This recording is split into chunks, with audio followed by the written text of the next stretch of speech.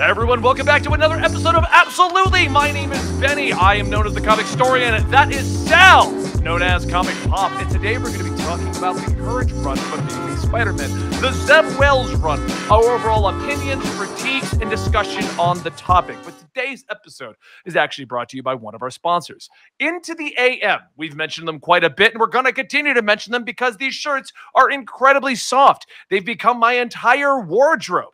They're 60-40 polyester. They're super comfy. You can get them with designs on them. You can get them with just the logo on them. And what I'm telling you is these shirts are incredible. Use the link down below. Get 10% off of your order, and you can use it store-wide using that 10% code. And you can support us and support our sponsor. The link should be on the screen right now, which is a great reminder for the editor to change up the way we're doing these. And that's that. Let's get into the show.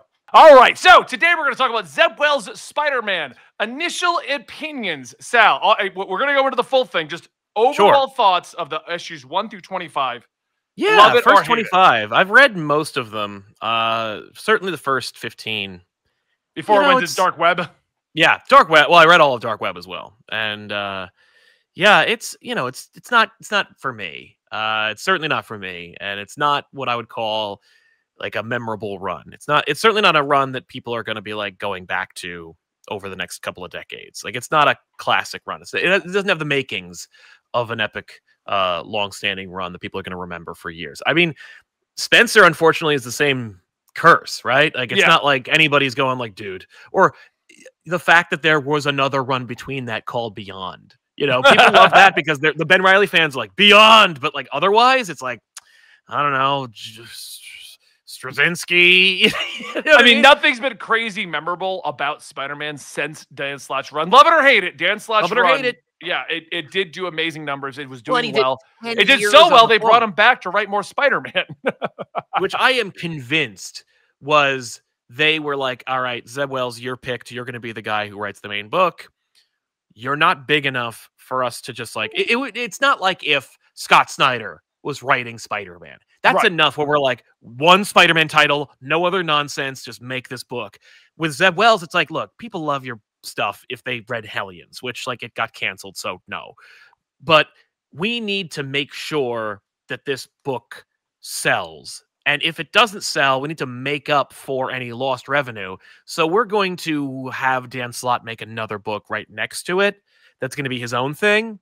That way we can just keep Dan Slott on retainer so he doesn't go over to DC, and B, we can make sure that between the two of them, Spider-Man sells pretty well. Yeah, and I mean, and it's worked. You know, I don't know anybody who's talking about that Spider-Verse run for Dan Slott outside of Spider-Boy, but you know, it's selling well enough. But Zeb Wells' run is... I'm not a huge fan of End of the Spider-Verse, but I get why it exists. I'm not arguing against that. But today we're talking about Zeb Wells. Now, but with Zeb Wells' run, I don't like it. Yeah, I don't like it. I don't mind it. And I'm making a video on Comic Story, The Promise Spider-Man, and I do feel like one of the core problems, because here's the complaints that I see with Zeb Wells, okay? Yes. The big Zeb Wells runs complaints is that's not how Spider-Man would act, which I think is an actual problem for Spider-Man and Batman, two of the biggest names out there, even Superman, because everyone has in their head how they're supposed to act. Yeah. And I do think that that is working against Zeb Wells, because I will say this version is very opposite what a lot of versions of Peter Parker are portrayed as. But like Andrew Garfield is completely different from Tobey Maguire. Tobey Maguire is completely different from Tom Holland. Dan Slott's Spider-Man is completely different from Straczynski's Spider-Man. Like the way he's being written in Deadly Neighborhood does not line up with Zeb Wells. Not even close. No, that's true. Completely different portrayals of Spider-Man. And I think that's part of the problem with the Zeb Wells run.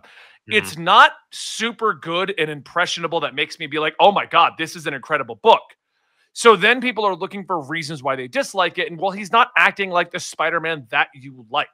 Yeah. He's acting like a different Spider-Man, one that's going to fight with the Fantastic Four, that won't take 2 minutes to say a simple line to Captain America that is, time is moving faster in another dimension, Cap. I don't have time for this. Help or get out of my way. You could then, the story could still go the same beat, because you could have Cap be like, we got to answer this first. And he'd be like, bam, I'm out. Exactly. It's just the only issue. And I'm going to get more into that in a minute, because let's start from the beginning of this. But that is what I think is the problem with this run. Everyone has in their head what they feel Spider-Man should be. Spencer's Spider-Man acted different from Dan Slott's Spider-Man. That's part of the reason, like Spencer's Spider-Man. Yeah. So the problem is we have different writers, and I feel like because Batman seems to stay more in line with one tone. Yeah. And he might do some things off, but it always lines up with Batman's not going to tell the family. He's going to regret his decisions. He's going to, like, it's all the same. It's so rare for me to hear that's not what Batman would do, because Batman is a 100-year-old character who's done a million things. You know, so Spider-Man's a much more intimate, personal character. You know, Batman is, you know, not just within the metatext, he's like mythic and he wants to be enduring and he's this like constant shadow, but at the core of his being, you know, the Bruce Wayne affectation is occasionally some writers will play with that idea. You know, is Bruce Wayne a real person? Does he want to be that person? Yeah. You know, when he's fallen in love, do we want to explore that? It's so rare, but when it does happen, it's memorable because it's so rare that it happens. But when it comes to Batman, it's like, is he a loner? Is he a team player? Is he on the Justice League? Does he hate the Justice League? Does he hate Superman? Is he just Superman's best friend? We've seen it all. We've literally seen it all. So it's harder to make that count. But a lot of people, just to follow in with that real quick, and don't lose your thought train real quick, but just to follow in with that, a lot of people say this is my favorite Batman. Like, people can accept that there are different Batman. Justice League Unlimited, that's my favorite Batman. Totally. You know, my favorite Batman is Christian Bale's Batman. But we don't get that allowances with Spider-Man for some reason. No. So you were saying. Well, because Spider-Man is too personal. Spider-Man is very much a character that a lot of people personally identify with. Peter Parker is intrinsically connected to Spider-Man's character. And deep down, I think the problem, and I know that, like, regardless of what we say about this, people are going to say, okay, so I didn't listen to what they said, but I did watch the whole podcast. But I will say that here's the problems with Spider-Man and with the Zeb Wells run. And it's like, it really pays, I think, to listen and pay attention to, like, why people are saying what's wrong with the Zeb Wells run, or why they don't like Spider-Man, or why Spider-Man feels inauthentic whenever they're reading different runs. And it's because I think people want to be Spider-Man, and I think in some like subconscious level, they are thinking that they're Spider-Man. Like, they're projecting themselves onto that character. And so when that character like suffers hardships or does something that is like, you know, unpopular, they feel like it's a reflection on them, and so they take it very intimately and very personally. And so, you know, like Spider-Man, well, it's like the fandoms that take a personal effect. If like someone were to, this is not me saying this, but if someone were to be like, I hate Lord of the Rings because I think elves are stupid, someone will take personal offense. You just liking that.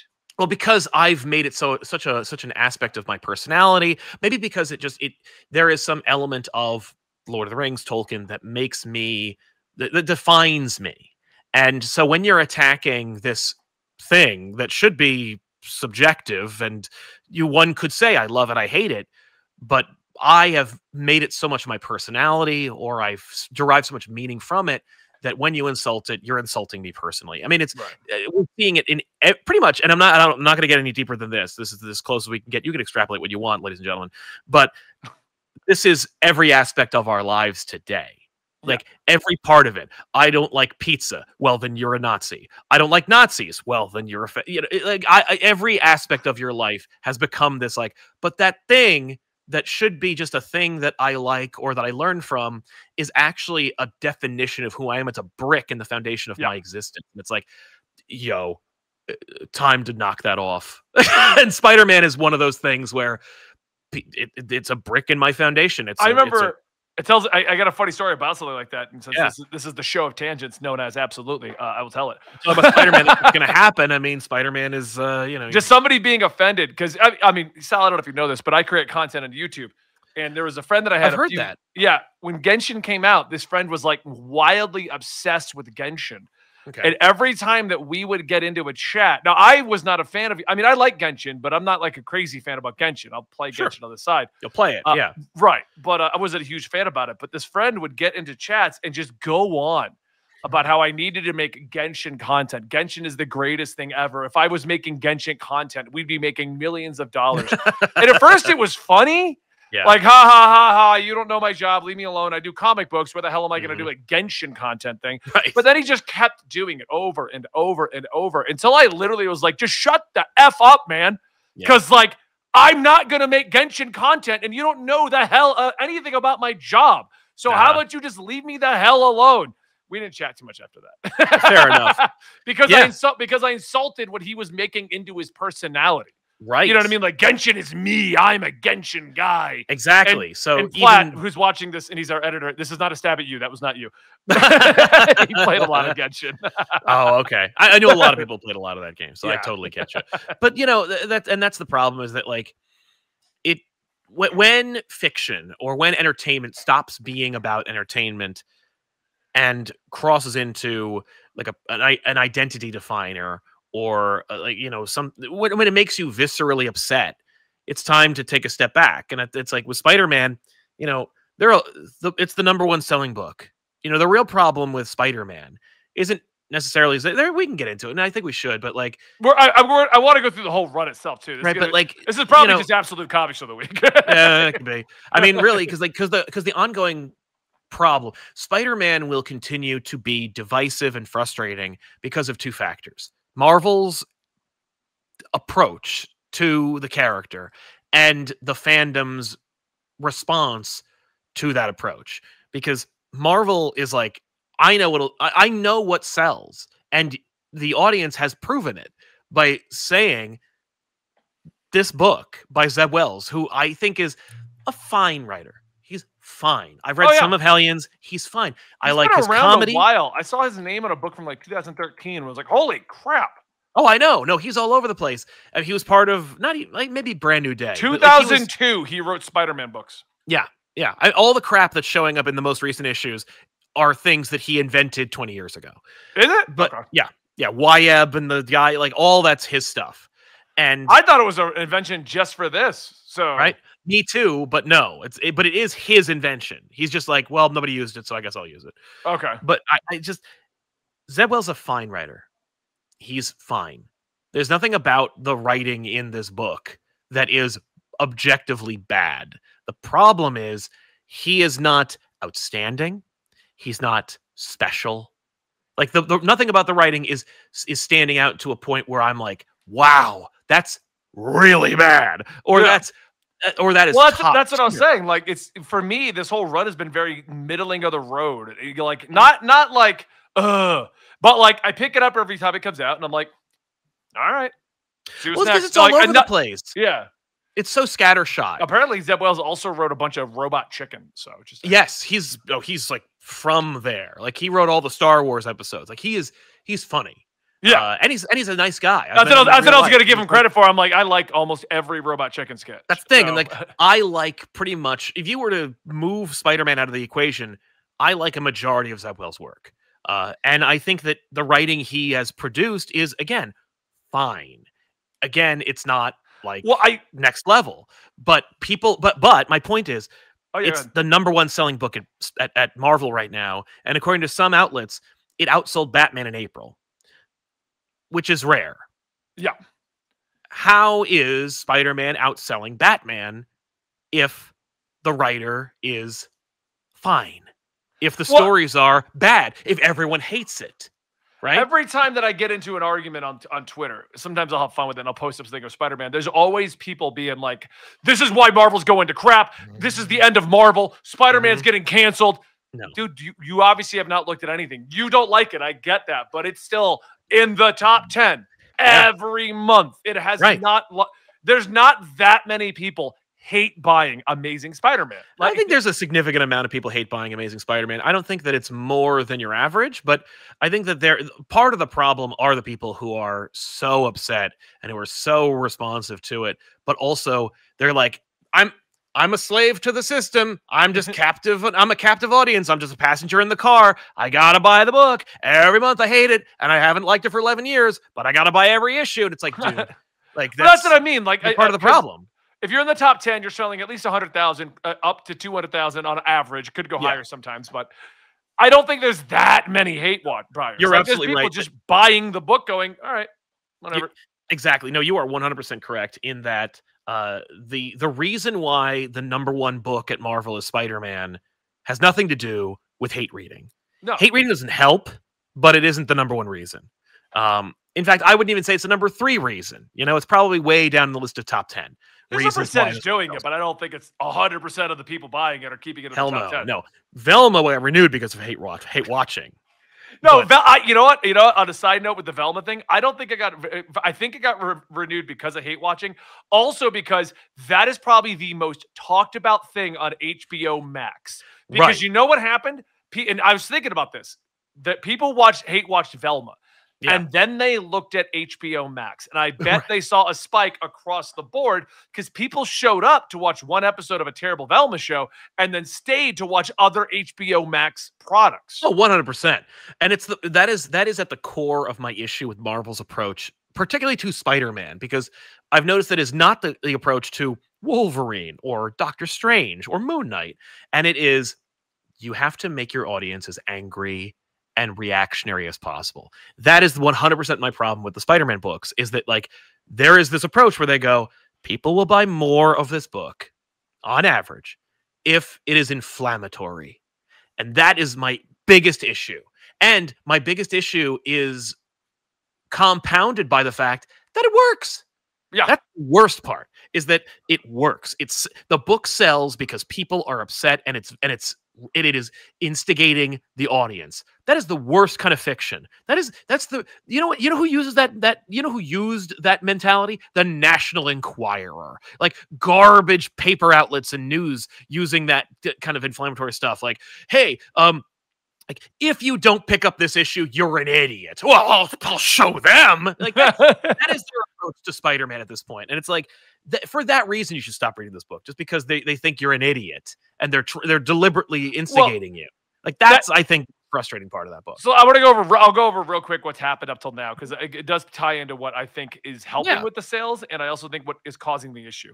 Sure. When this book first came out, the big promo was, what did Spider-Man 2 do? Boom. And I believe both you and I both tweeted, this is how you get me to buy a book. Yes. We were accurate. Like, we did. We bought the book. And that's not the same thing as what I'm talking about, by the way. That's a mystery box. That's a tease. Yeah. What did Peter Parker do? That's fair. I still maintain that's a solid tease. It had good art because it was John Romita, and I know that people don't like his art, but like, listen, that tease, it was 3 panels, looked pretty good, and it was exciting. And it was John Romita Jr.'s return to Spider-Man and Marvel. So it was like, whoa, this is a big deal. Clearly they care. You know? That was a lot you can extrapolate from that one tease. So we got that. We got the Tombstone arc, which I vaguely remember now at this point. I'm trying to remember what the overall plot was, but it basically boiled down to Peter Parker getting his butt kicked by Tombstone and then turning everyone against him, I think. Right, like the plot, I think, is that there's a gang war between Tombstone and somebody else, the Rose, and it's like, yeah, that's it. The Rose. So? And I listen, there are better Tombstone stories out there, and I think that a lot of people gave that run or that arc a lot of leeway because it's so rare to see Tombstone. And just like how Justice League fans exist because of Justice League Unlimited, there are a lot of Spider-Man fans because that Spider-Man cartoon show where they couldn't use Kingpin, so they used Tombstone and elevated Tombstone's character. But like that arc, especially because it was okay. Spider-Man gets his ass kicked by a character that he could easily beat with one hand tied behind his back. But listen, again, these are decisions. The writer gets to decide how powerful Spider-Man is. I am 100% on board with Spider-Man getting his butt kicked if it makes sense for the story, if it's earned, if it makes sense. This one just seemed weird. Also, it was deliberately set up where Spider-Man like looks like an idiot. Yeah, but then at the ending, he knew all of that was going on and kind of planned it all to work against Tombstone. Tombstone did. He didn't know. Oh, so Spider-Man's the dupe in that whole arc. He gets his butt kicked the whole time and then loses. Right. Like, oh boy. Then we move into an arc that is basically what happened. That's the problem with this whole arc, this whole 45. Right. Like, what happened? What's the next thing? Yeah, it was something with Black Cat, and that's how she got involved, I think. Black Cat's in it. I don't remember if it had to do with her too much. Now I'm pulling it up. I'm pulling up the issues. Please do, because I don't remember off the top of my head. Like, it was Tombstone, and then I think Dark Web came very quickly after that. It was like some other arc and then Dark Web, and it's like, oh, cool, an event? Like, why? Yeah. Especially when it was so unpopular to use Ben Reilly in that way. Oh, it was the Hobgoblin return. Oh, the Hobgoblins. Yeah. Which, again, like, they made the new Sinister Six, which was like they all teamed up against that weird Thinkerbot thing. Mr. Six against the Adaptoid, yes. That was okay. But it wasn't great, though. That's the issue. It was like, this is fun. I like this. It wasn't great. It was fine. Yeah. Right? And then we had the double Hobgoblin situation going on. Which, again, people were excited because Hobgoblin, oh my God, you're using him. Then you find out you're using both Hobgoblin. Whoa. But again, not engaging, not exciting. Yeah. Nothing really adds to the mythos. Nothing adds to the story. And most important, when you're writing a story about a character, make the things that are surrounding it relate to the main character. The Hobgoblin stuff had nothing to do with Peter. Or if it did, it was like, I remember Ned is involved. And it's like, Peter hasn't talked to Betty in 25, 30 issues. Like, make it matter. Make me care. Yeah. Failed to do that. Well, and I think this is all where the superficial. problem started too, though, because we started off with this big "what did Spider-Man do" thing, and it hasn't even been hinted at in volume 2 and 3. Well, they did. Well, remember, I think like very quickly into that arc, they were like, Peter can't talk to Mary Jane, and there's that creditor that's chasing after him. You know, like Peter did something, and Mary Jane is gone, and he has no money, and Aunt May doesn't want to talk to him, and the Fantastic Four hate him. Like, okay, but again, I have a theory about this. I think that the reason why Zeb is in this is because he's very much a company man, and he's like, I'm happy to do whatever. And like the editorial was like, we need to make Mary Jane go away. We want to do this, that, and the other thing. And you can tell whatever stories you want, but like, as long as you do this and make it a mystery. Because I think that the way in which he made Mary Jane go away or try to interrupt this, like, you know, Mary Jane Spider-Man shipping was an artificial mystery box where it's like, if you start your arc with Paul, you will lose them. You may actually upset the audience too much. So we're going to tease the what did Peter Parker do and artificially create like this kind of mystery, because nothing that happens in the beginning, in the first 20 or 20 issues. It was 14 issues. 14 issues leads up to Dark Web. Nothing that happens in the first 14 issues is interesting enough or is cool enough that takes place after what Peter Parker did for me to be engaged or interested. It just, they don't relate. And so as a result, you're like, oh, well, I hope this big Peter Parker screw up is important or exciting. And then they finally tease you. And it's just, it is not unlike the Nick Spencer run where it's like, how much of this run's going to be a retcon? Like, how much? What you will eventually be telling a story, right? Because it seems like a lot of this is just things that you're just moving pieces around to make sure that something happens. It's not like exciting or interesting or engaging or follows a conventional story arc. It's just stuff. Yeah, and that's like part of the reason why I think there's so much anger. That's why I think a lot of people were hating on it, because then we moved into Dark Web and we still didn't imply what's going on. And Dark Web exasperated the situation by being like, and look, Mary Jane has powers.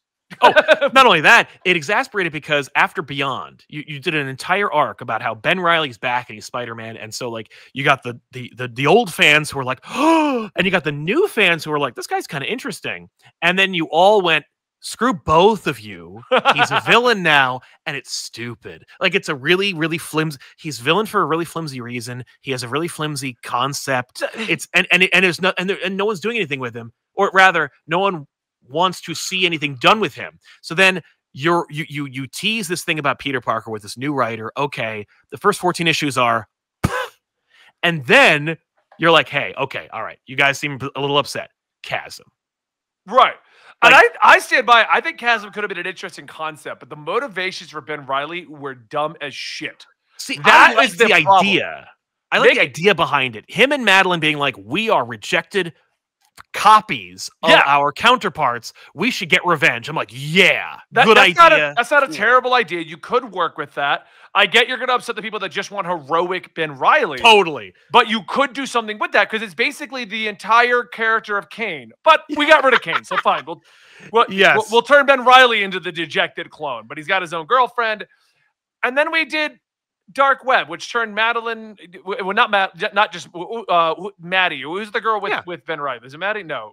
Oh, you mean his girlfriend Janine or Janie? Another dejected clone turns into Hollow's Eve. She's not a clone. She's just a real person. No, she was a clone. I thought that was the whole point. No, she's just. The doctor was a clone. The doctor. Yes, Kafka was a clone. Yeah. Yes. Okay. But okay. So anyway, she turns into a different supervillain, which is barely in Dark Web. Yeah. Ben Reilly barely gets involved in the main line until they're in the demon world. Yep. And now Venom's here and he's gone. Yep. Like, Well, what because was- they're like, well, Venom sells kind of, I guess, maybe. Yeah. You want to do this? And he's like, I guess I can like visit you for a second, but I really have other things to do. that was the worst part because the way they handled Venom in that event was literally Venom is off doing Venom things, and then Madeline remembers she wiped out Eddie's memories and goes to get him. Yeah. Hey, by the way, I need you. Like what? Yep. Now, the most egregious part of Dark Web is that Madeline Pryor is vanquished through reason and rationality with her family, Which isn't given to Ben. which they could easily have applied to Ben, and they just don't. And not because like Ben, because at the end of the Beyond arc, Ben's like, I'm not going to talk to you because you refuse to put on a mystery helmet. You're like, all right, I guess I can't argue with that. Like he's leaving. I can't yell at him. Right. But in this case, like they don't do it. They don't fix him for no reason.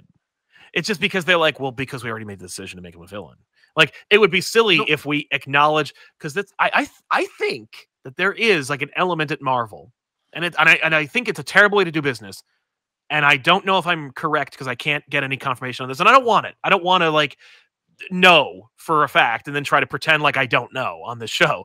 But like I think that there's an element at editorial at Marvel where they're like, obviously, Ben Reilly being Chasm is an unpopular decision, but if we undo it in Dark Web, it's like admitting that we were wrong.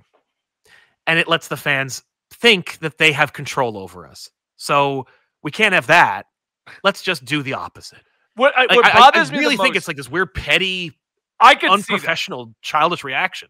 Because Zeb Wells wrote the answer into the book. You literally have two mind Psychic. control, psychic telekinesis with the abilities to take the memories of one person and implant them. And no one even says that to Ben. There isn't It's even not a like Ben shoots it down and is like, no, I can't trust him. all you have to do is that. And all you have to do is that if you don't want to do it. But instead, just no one thinks of it, does it, or says it. No No one one. says it. You could literally, if you want to keep Ben a villain, you just go, I can't trust that. How do I know Yeah. they're real memories? And then Right. boom, he's a villain. Or you keep him Chasm. Now he has the memories, but he doesn't know if he can trust it. So he's going to go and be brooding Spider-Man, aka Kane. Right. Right. He's just Kane again. Yeah. That's so lame. But at the very least, it beats nothing. Which is Well, what and they that's did. what happened. They didn't give his memories back. They didn't present him with the option. They basically were just like, well, I got my memories back, Ben, so Goodbye. just get over it. Get over it. That's They don't literally even it. say. They don't even address it. And that's the most so frustrating part of it is that they just don't even like. You know that it's not like when you're yelling at the screen because your kid is watching like a cartoon for children. You know, this is a comic book that, yes, like comic books are for kids. But like the majority of your audience knows story structure. Yeah. Like they know character motivations. You're not talking to 6-year-olds. You're talking to adults, or at the very least young adults. And and you're insulting them by just deliberately obscuring or ignoring glaring story structure. And it's just so that left a bad taste in everybody's mouth, because at the end of the day, Dark Web's over and you go, what did that accomplish? Yeah, What nothing was that? accomplished in that. What I did was fixed up the X-Men plot. Like Right, it did which- nothing for Spider-Man or Venom. No, Like, no. because Bedlam, I thought they were going to at least use this as the excuse why Eddie is turned into Bedlam, and they Right. did, and then Eddie remembered everything, and it was Yeah. like, oh, so All that right. was like a footnote. Got it. What Yeah. makes it even worse, because I saw some of our audience going, "Where's Kane?" As far as I remember, Kane was killed by Mephisto, and they Yep. just brought him back in Dan Slott's End of Spider-Verse. By literally, Yep. the answer was, "And he's back." Like that was it. The ending of that was so lazy and terrible. It was Now, we got a dagger that could fix things. Spider-Man, Spider-Woman, Kane. Kane was missing. Kane was missing. he was, and now he's Spider-Boy. back. And Spider-Boy now.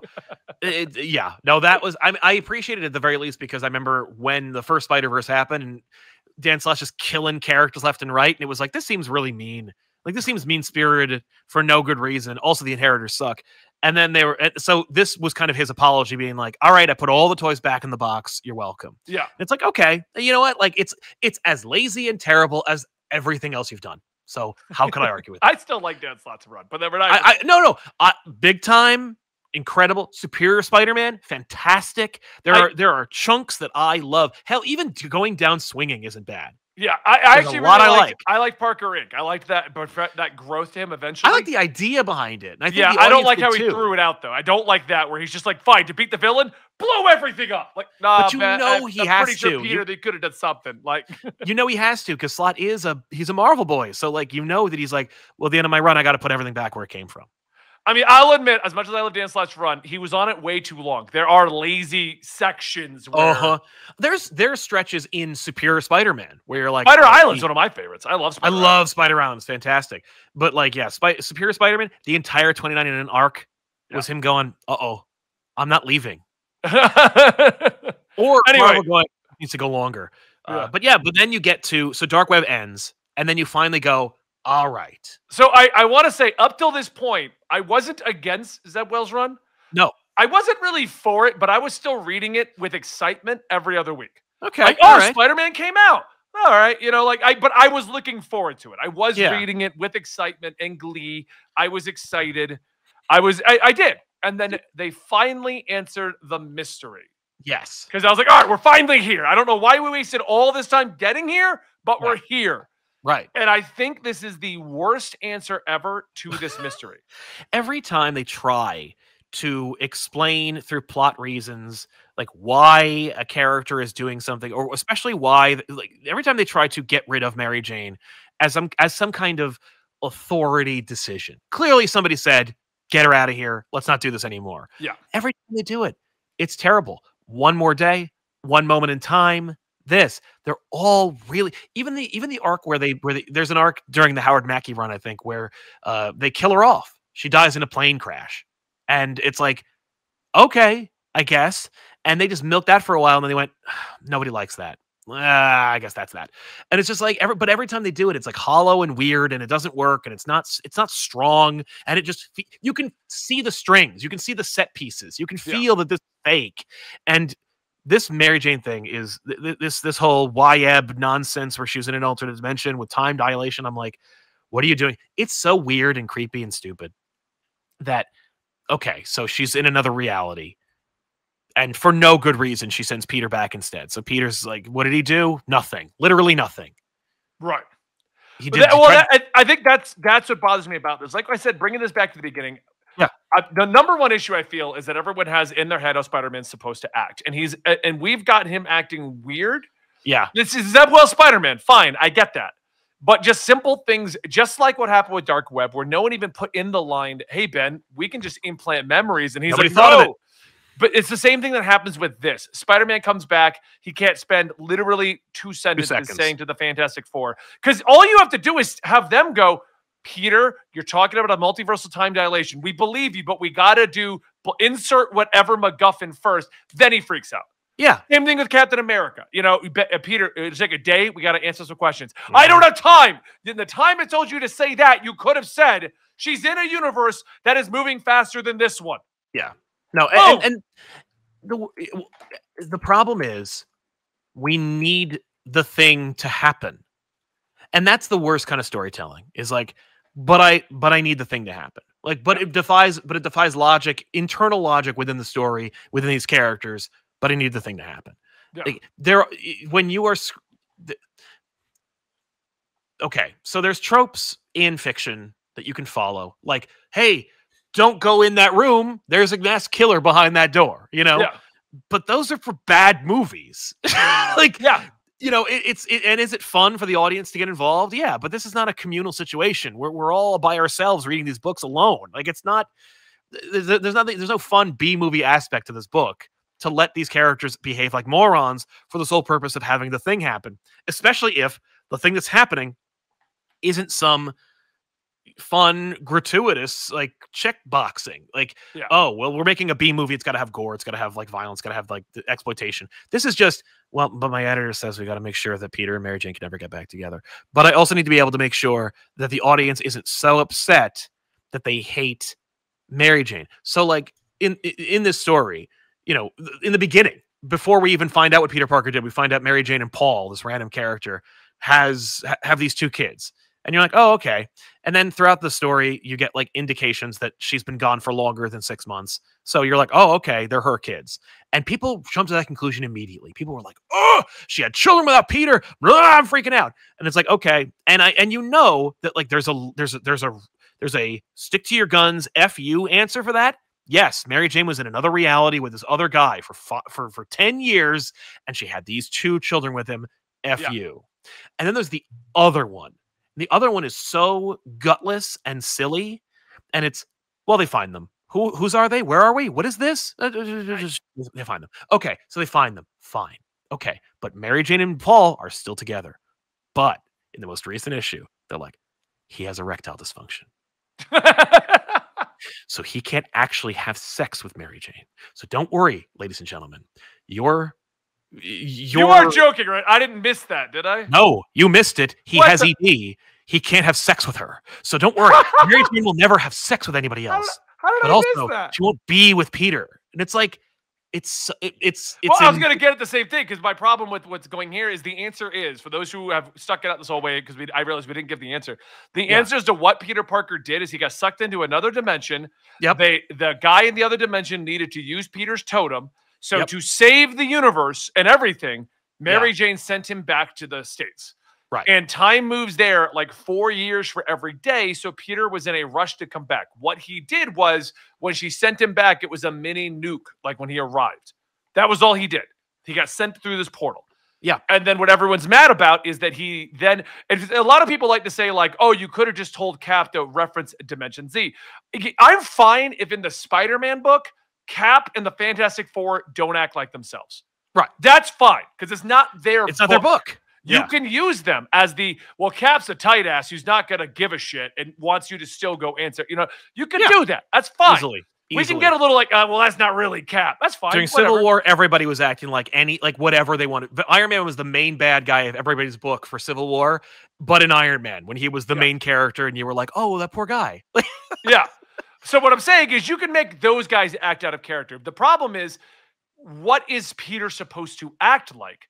Right. Because I do think a lot of the issues with Peter Parker not acting like the audience wants him to, because there are so many portrayals of him, is simple lines. Simple lines. It goes all the way back to when we saw Star Wars, and I made the line of, I was like, look, the Rey situation isn't that bad. The problem is, no one bothered to make like a 2-sentence thing of like, oh yeah, Rey's been training for the last 2 years while everyone else was doing, like, all you had to do was like, everyone's like, oh, she got Mary's suit into having the powers.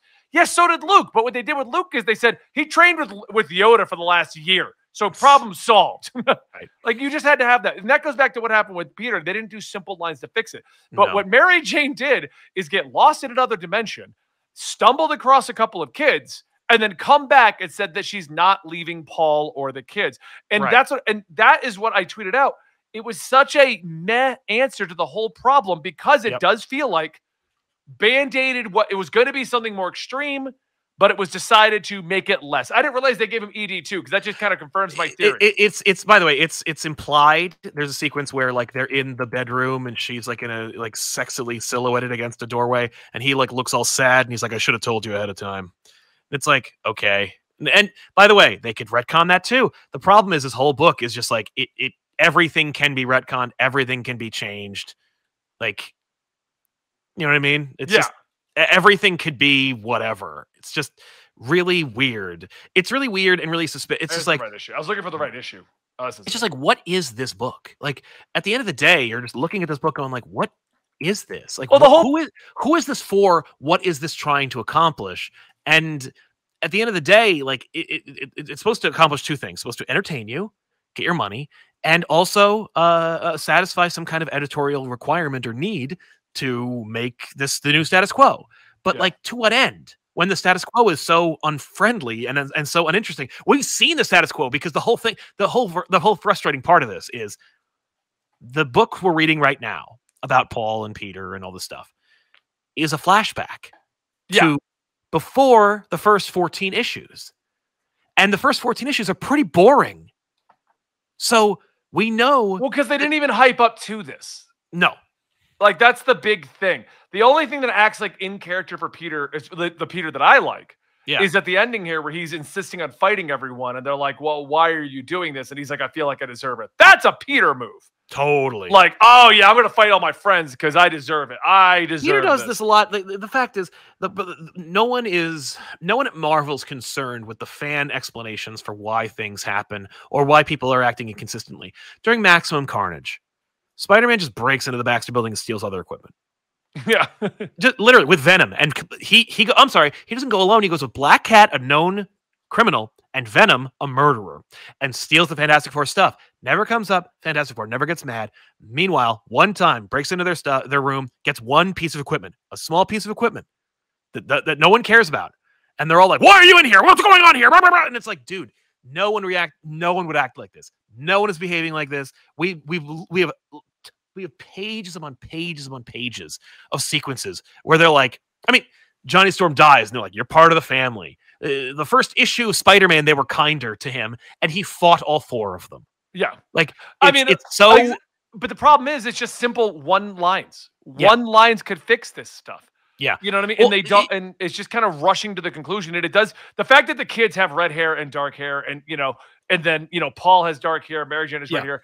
I believe your theory that this was originally supposed to be 10 years and they're together. Right. Yeah. And I don't know if they got cold feet. I don't know if maybe they did it deliberately and they were like, no, we were always going to remove the teeth from this dragon so that it looks scarier than it really is. Yeah. Just to trick you into buying more books. But that is my underlying problem with the entire run, is that it's all smoke and mirrors and gimmicks and garbage to try and trick you into being mad enough for long enough to keep. It's the same approach to, like, we got to keep you scared enough and upset enough to keep watching our channel. We need to make sure that you're mad enough and upset enough to keep giving us money. We got to make sure that you're just that on edge about this character, about the story, about these characters and everything that's going on. So you keep buying the next issue of Spider-Man.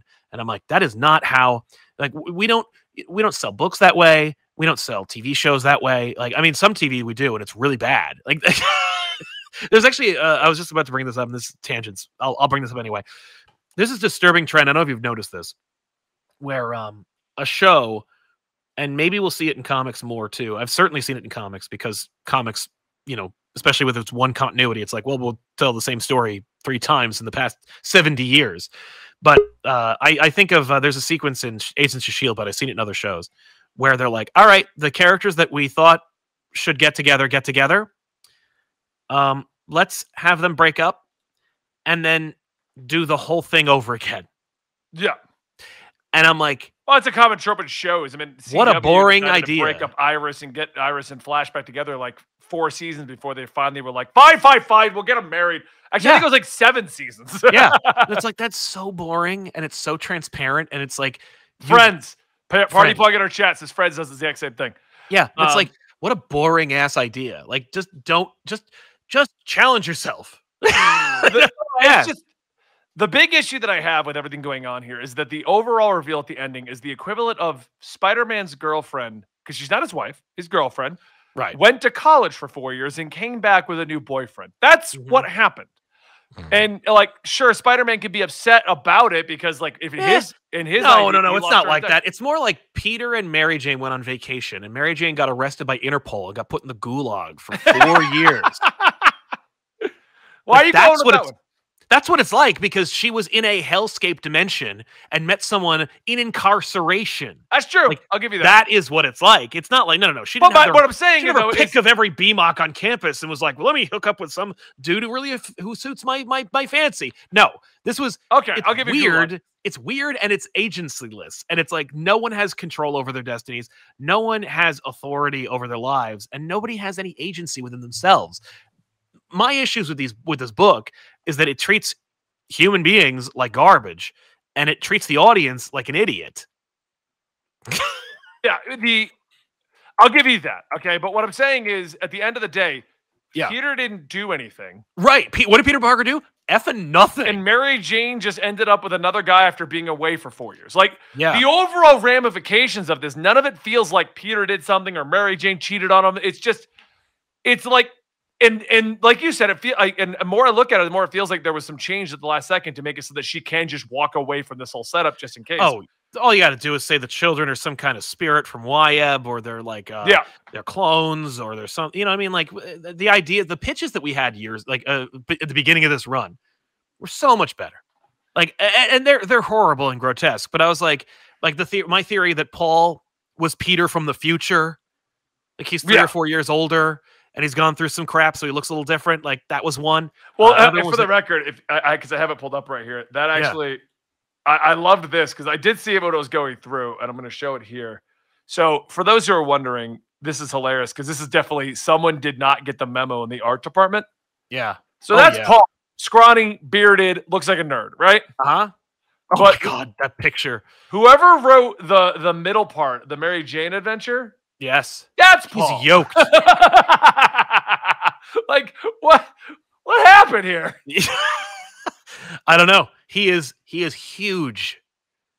Like talk about just the direction go, and look, he's huge in the whole thing too. No, he's huge. Like it's not like he gets big. Like look at his arms. Right?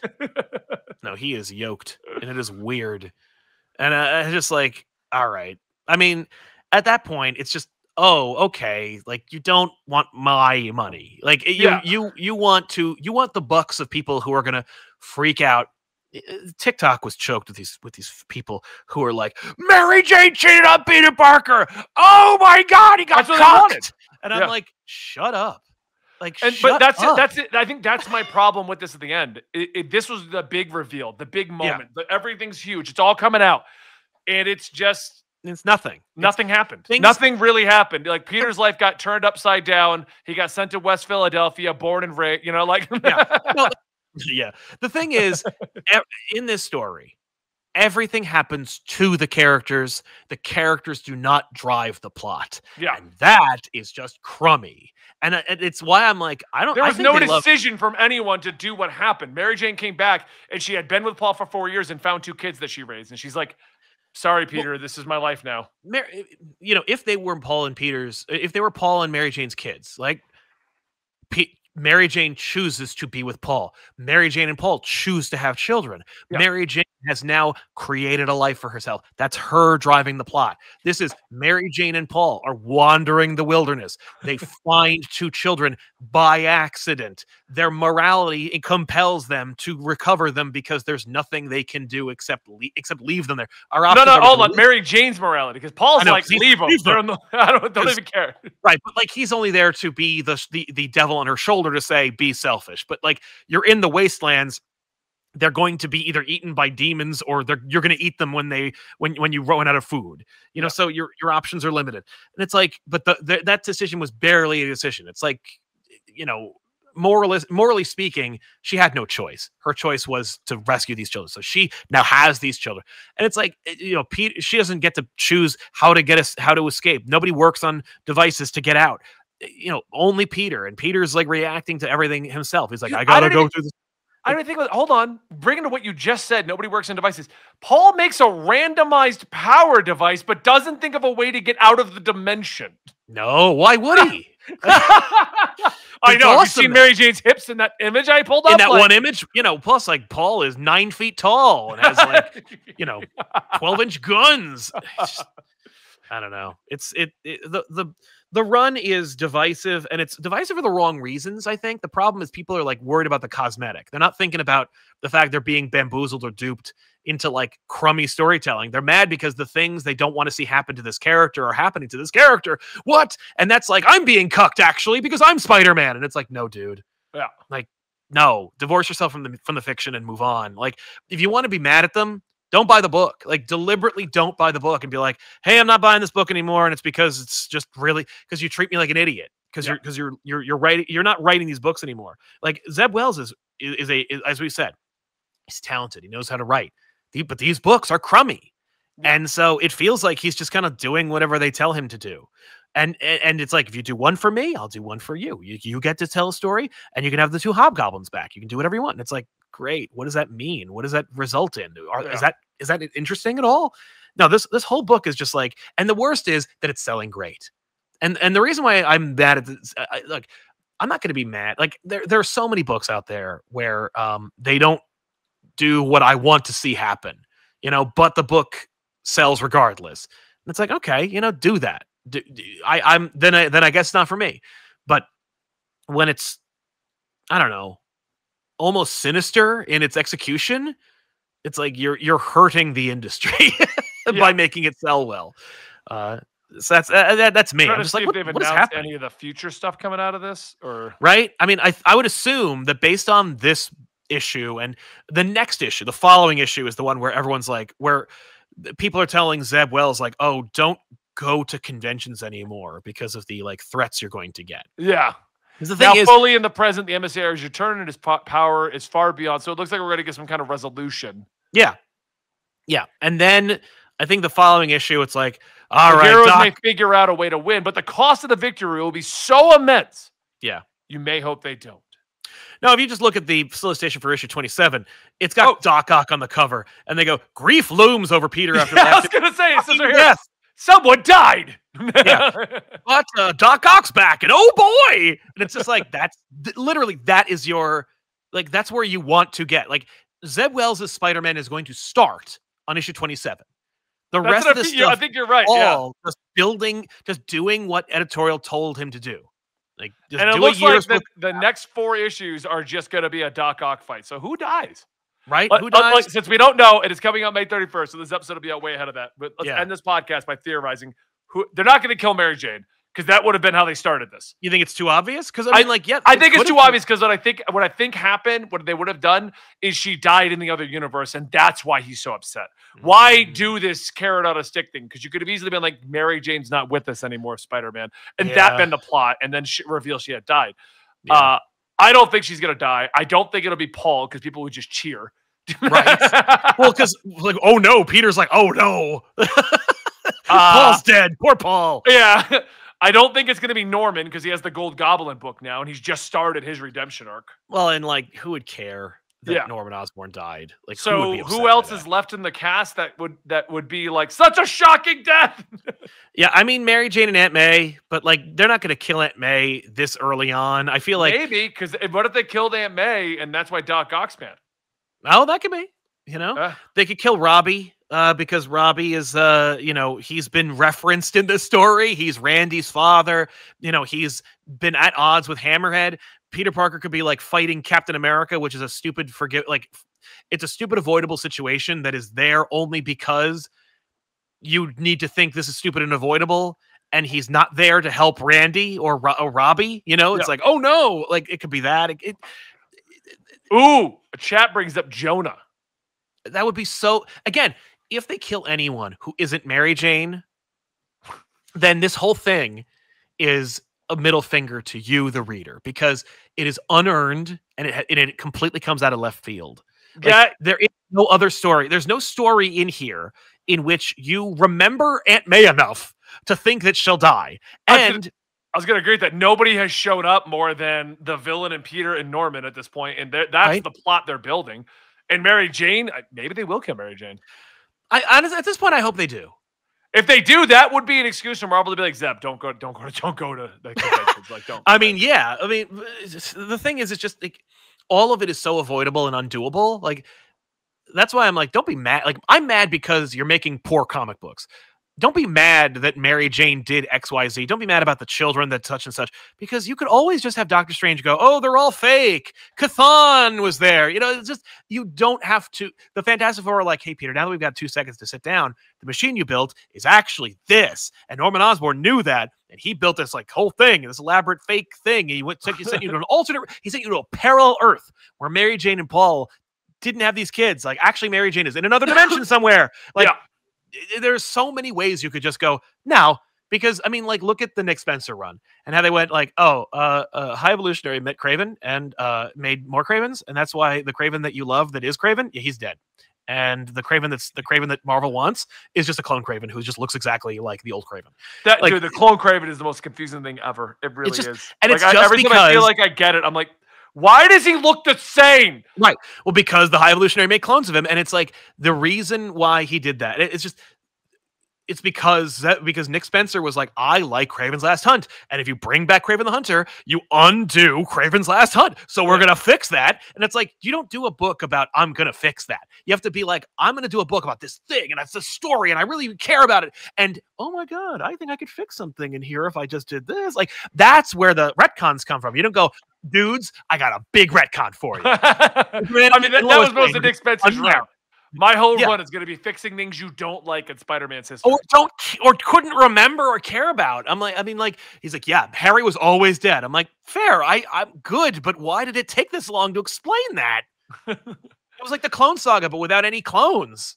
But all right, let's go ahead and bring this episode of Absolute Comics to our close. This is our episode of Absolute Comics, Sal. I knew Spider-Man would be our longest topic. Yeah, it's true. We both care too much about Spider-Man. That's what it comes down to. That's the problem. So anyway, I hope you guys enjoyed today's episode. Make sure you check out the Into the AM link down below and support this channel and our endeavors. And if you liked it enough, like, subscribe, hit the notification bell. We bring you a pretty frequent amount of videos when everyone's in the office doing the thing. So, thank you guys so much. We'll see you next time.